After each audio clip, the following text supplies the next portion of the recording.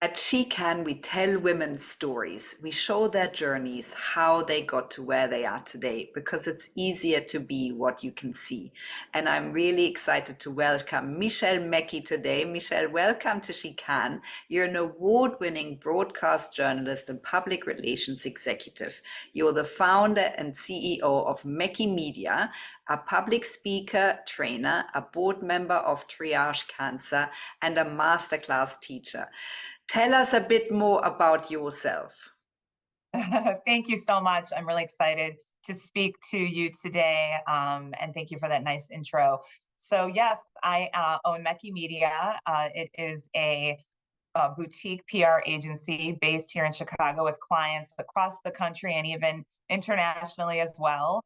And I have a long career as a former broadcast journalist, really working my way up in TV news before deciding to cross into the PR world. But it's been an exciting journey with a lot of twists and turns that I look forward to sharing with you today. Michelle, thank you so much. Tell us a bit more about that journey. So you started in journalism. How did you realize as a young girl that that's what you're good at? And how did you get to then set up Mekky Media? Yeah, well, I will try to tell it quickly.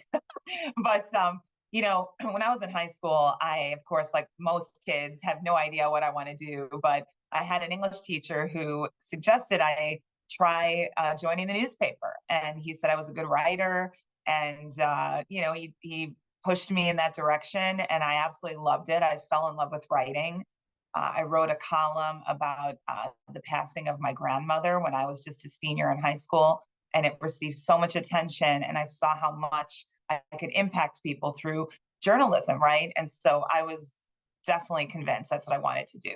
So I ended up picking, the best college I could go to here in Chicago. It's called Northwestern, and undergrad and grad. And then I fell in love with TV, and I really wanted to be a television reporter. But difficult to start in Chicago right out of college. I didn't really want to leave the city, so I ended up on the other side of the camera. I became a news writer starting at 1 a.m. in the morning. That was how I got my foot in the door. It was rough going, working on the morning news shows, but that's the world I wanted to be in, and I knew I was have to pay my dues and work my way up. So I started working the night shifts and eventually moved up to becoming a segment producer and then a producer and then finally senior producer, where I was in charge of all the content on the morning shows. It was absolutely amazing. I was there for about 12 years in television. And I think what really got me interested in PR is that I had so many publicists I would work with, right? I mean, they all pitched me to have their clients on my show. And I saw how so many really didn't quite understand how to pitch to someone like me and how to really get my attention. My phone was ringing off the hook, my emails were overflowing, and I only, had a few people that I liked working with who I knew I could trust, I knew would give me great guests, and I really knew how to take their client and make it something that I would want to put on the shows. So that was really a skill that I knew I would have if I ever went into PR, that I have that, that secret sauce, if you will, about how to take a brand, how to take a business and make it newsworthy, right, to get publicity. So I had a feeling I'd be good at it. But then the other side is that I was working middle of the night. I was in a dark newsroom. I had little kids. I was exhausted. And these fresh, beautiful PR people would come in at 7, 8 a.m. looking amazing. And I thought, why am I in a dark newsroom doing this behind the scenes? Like I want to be out there and I want to be creative and I'm a people person. And so, that lesson that I like to talk about is really listening to your gut. And I had like these feelings like, okay, I think I need a change. I think I need something different. And eventually crossed into PR and worked for 3 different agencies, really as the number 2 in those companies. It was definitely a natural fit. I didn't even know I had sales skills, but I started growing the companies that I went to, and I had a very large network, right? So it was a really great career switch for me. But then a couple twists and turns happened before I finally started my own business. I was a workaholic. I worked 80 hours a week in agency life. And one day went in for my health checkup, and my doctor found a growth on my ovary, and that turned into ovarian cancer. which was the shock of my life, right? So having that was that moment was very life altering for me. And I thought, I really need to take my health in my own hands and live a life more on my own terms, right? So I didn't quite start it right away. I did go to another agency, but after suddenly losing my job there, my husband looked at me and said, "This is it. You're going to start your own business," and I thought he was crazy. I've always been plagued by lack of self-confidence, and I really, really didn't agree with him. For 7 days, he fought me until I finally just said, fine, and did it. And then the last part of this long story here is that what really finally pushed me is a family mentor. I went to see her and she looked at me, she said, "What is wrong with you? Why don't you believe in yourself? What do you need? Is it money to help you start the business?" And I didn't really know what I needed. I never got an MBA. I'm a journalist. And so she ended up taking her checkbook out, wrote me a check for $10,000, handed it to me and said, "This is a loan, go start your business." And that was the moment I burst into tears. And I said, okay, if someone believes in me that much, it's time for me to start my own thing, and started small, but, it's grown substantially in the last 8 years. And I'm doing things I never even dreamed I would be able to do. I absolutely love your journey, Michelle. It's such an inspiring story and Thank you. full of twists and turns. Yeah. What were your pitfalls? How did you overcome them when you set up your business? Yeah, I mean, I hinted a little bit to what they are, and truly it's lack of self-confidence. I've been plagued by self-doubt, since I was a teenager, like most of us are back then, but I could never fully shake it, right? And time again, I would rise to the occasion and then doubt myself, rise to the occasion and then doubt myself. And so here was the moment, right? This is it. It's like I have no other choice, it felt like. And so I pushed myself through, but I think the way I did it was really not only with having, such fire in me to not fail, like I really tapped into this grit and work ethic that I've had my whole life. And I just said, you know what? I'm going to do it. I'm going to do it. And every day I would just write ideas I had and the messaging of the business and how it was going to really differentiate us. And then, it really was leaning on the people that I'm closest to, my husband, my mom, a couple of my closest friends, people that I could really trust to open up to sort of be like my advisory board, right? So I say to all women who are trying to start their own thing, like you have to have your tribe of people around you. There's no way I could have done this alone, right? And so the early days were so hard and I was working so much, but I think having that circle around me really helped.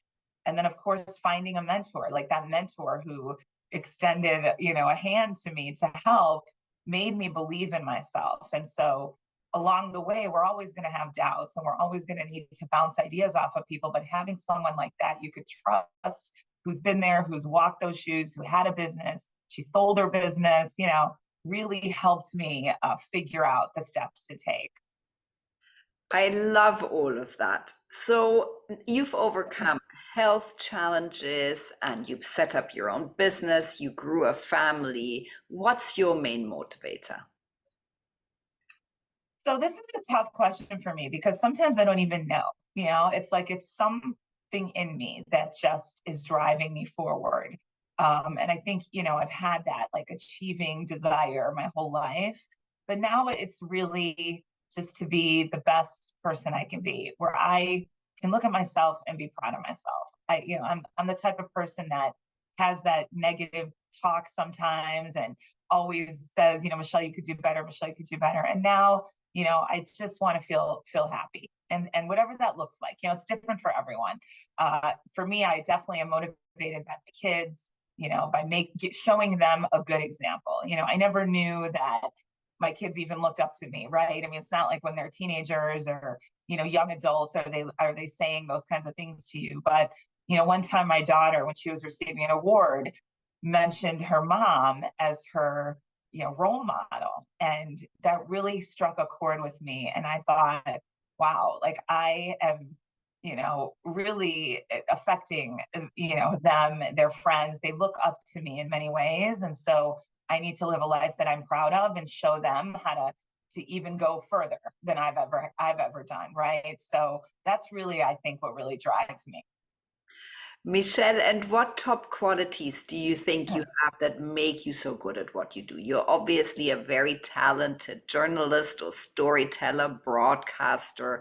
What is it that makes you so good? Thank you.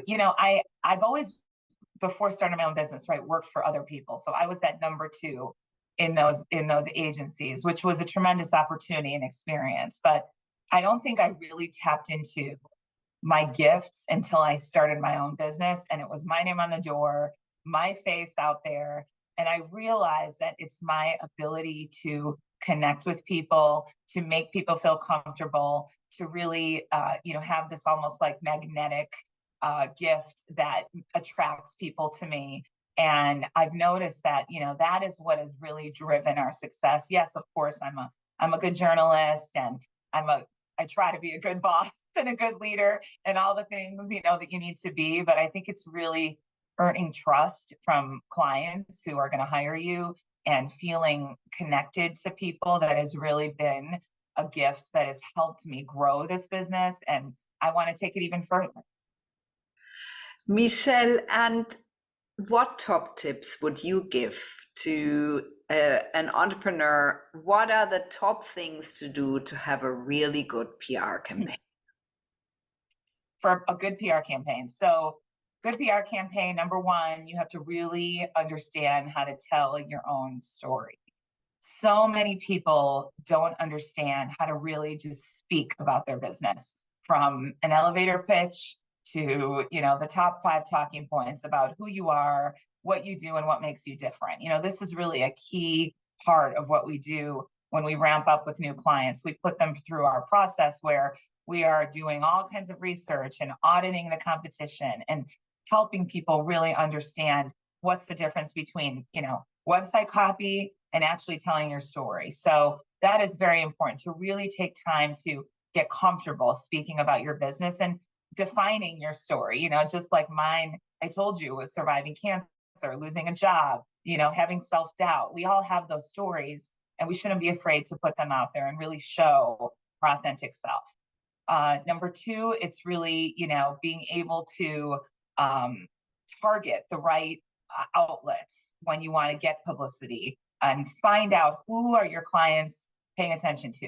What are they reading? Are they online? Are they reading magazines? Are they watching television? And sometimes it's everything, and sometimes it's very specific. So really understand, what are the right targets that you want to reach, and then learn how to reach them, right? So long gone are the days of long, boring press releases and big fat press kits that I used to get, emailed to me and mailed to me.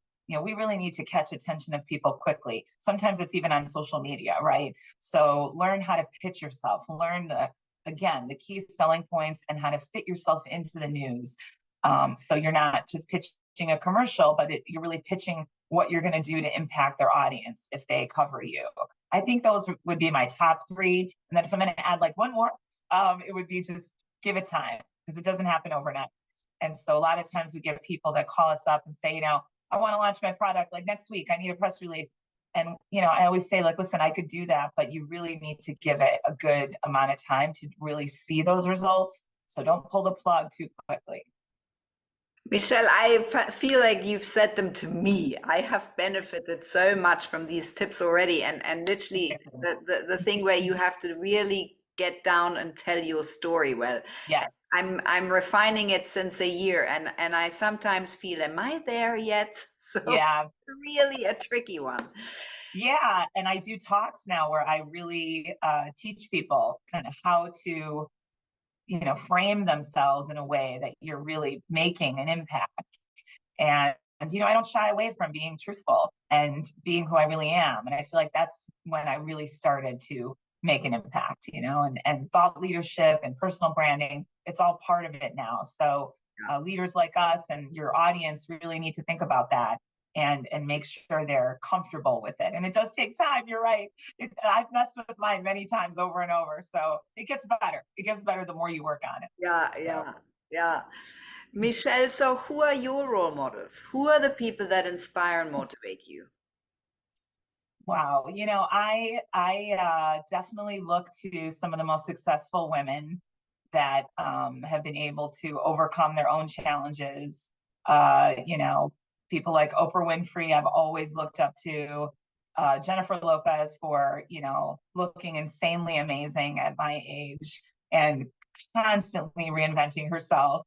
But then I look up to people like my mom, who was an immigrant who came here really just with nothing, and has been able to with my dad, who I lost 20 years ago, put us through college, get us educated, and we've had better lives than they had, right, when they came here. And so I think that's what inspires me is people like that I know have overcome a lot and have given themselves to really better my chance for future, which I'm now passing on to my kids. So I'm sure there's many more that I'm not thinking of.